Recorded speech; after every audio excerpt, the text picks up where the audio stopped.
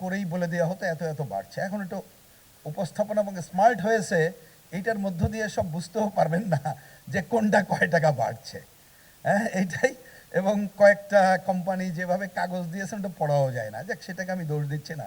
আবার ওনারা যে কাগজ দিয়েছেন এটা স্পষ্ট পড়া যায়। এই সুতরাং এই বাস্তবতাগুলো কিন্তু রয়েছে। তা আমি একটু অনুরোধ করি, কারণ অধ্যাপক সাহেব শেষে একটু কড়া ভাষা ব্যবহার করছেন। অধ্যাপকরা তো একটু, আমি ভাবছিলাম কম কড়া ভাষা বলবেন, আমরা না হয় একটু বলবো।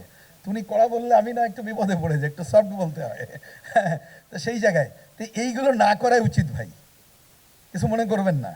কারণ আমি কালকেও বলেছি, আমি একটু সময় নিয়ে কথা বলি, কিচ্ছু মনে করেন না। কালকে এখান থেকে যাওয়ার পরে আমরা যেহেতু রাজনীতির মানুষ, সরকারি অনেক উচ্চ জায়গা থেকে শুরু করে একেবারে গ্রাম থেকে বহু ফোন পেয়েছে। আমরা তো সবই বুঝি, জানি, কারণ এটা তো বলার দরকার নাই। আমি কমিশনকে একটা অনুরোধ করেই তারপর আমার অন্য আলোচনা করি।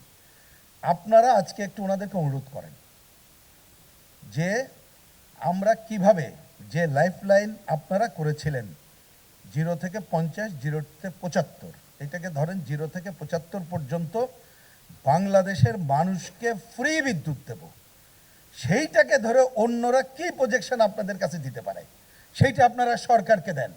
আমরা অন্তত গরিব মানুষকে ফ্রি বিদ্যুৎ দেওয়ার একটা প্রস্তাব সরকারকে উত্থাপন করতে পারি কিনা, যা আগামী বাজেটের মধ্যে তারা নিয়ে আসুক, তাহলে গরিব মানুষকে কিছুটা স্বস্তির দিকে দেওয়ার ক্ষেত্রে আগাতে পারি।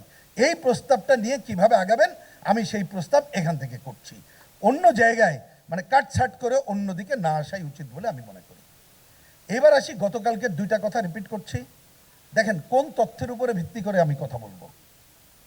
কারণ গতকাল এখানে আমাদের পিডিবির যখন উত্থাপন করলেন, আমি কি প্রশ্ন করেছেন ওটা বাদ দিলাম, একজন সাংবাদিক ভাই শেষে খুবই যথার্থ কোশ্চেন করলেন, মনে আছে সবার?